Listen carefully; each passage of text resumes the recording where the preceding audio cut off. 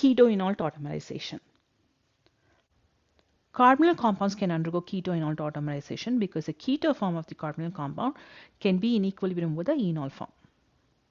When you say tautomers, these are constitutional isomers which readily interconvert in aqueous solutions. And keto-enol tautomers are isomers which differ in the position of the double bond.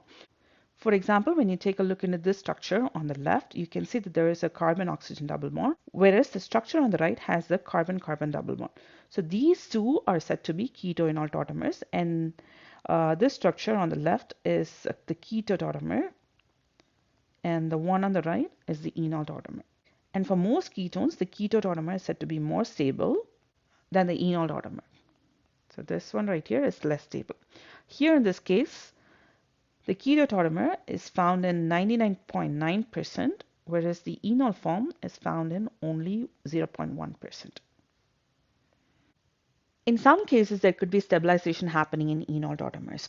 For example, in the case of beta diketone, here is the structure of a beta diketone where you can see that the two carbonyl groups are in beta position with respect to each other. So this, if you take the first carbonyl group, this is the alpha position and this is the beta position. And therefore, you can see that the two carbonyl groups are in beta position with respect to each other. The corresponding enol tautomer is stabilized by intramolecular hydrogen bonding. Because of this extra stabilization, you can see that there is slightly more of the enol tautomer than what we have seen in the case of acetone. Let's take one more situation. Here are the tautomers for phenol. When you consider the enol tautomer of phenol, you can see that the structure is aromatic, right?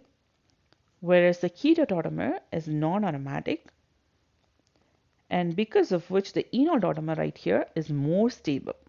Okay, we know that the aromatic compounds are more stable, and therefore here the enol tautomer is going to win in stability. Keto-enol tautomerization can be catalyzed by base or by acid. Let's take a look into the mechanism under both of these situations. In the base catalyzed mechanism, first this proton right here, this acidic hydrogen right here will be deprotonated. Okay, where a base is going to come and obstruct this hydrogen, where the hydroxide ion, which is a base, going to come and obstruct this hydrogen, thrust these electrons onto this carbon. This is going to give us a carbanion, but this carbanion is more specifically called as an enolate ion. So this is an enolate ion, and this enolate ion will be in resonance with another resonance contributor, where these electrons right here will hop in to give a double bond between carbon and carbon, and the pi electrons will be shifted onto oxygen. Here are the resonance contributors of the enolate ion. In the next stage, this O- is going to be protonated to give us the enol tautomer. So the one that you have started here is a keto tautomer, and this is our enol tautomer. And you can see that both of them differ in the position of the double bonds. Now let's take a look into the acid catalyzed keto-enol conversion. Here, the acid is going to first protonate the carbonyl oxygen of the keto tautomer. So this oxygen right here will be protonated first in the presence of an acid. For this, these electrons right here is going to go obstruct this hydrogen, thrust these electrons onto oxygen to neutralize that positive charge to give the protonated carbonyl compound. Once you get the protonated carbonyl compound, this hydrogen right here is going to be deprotonated.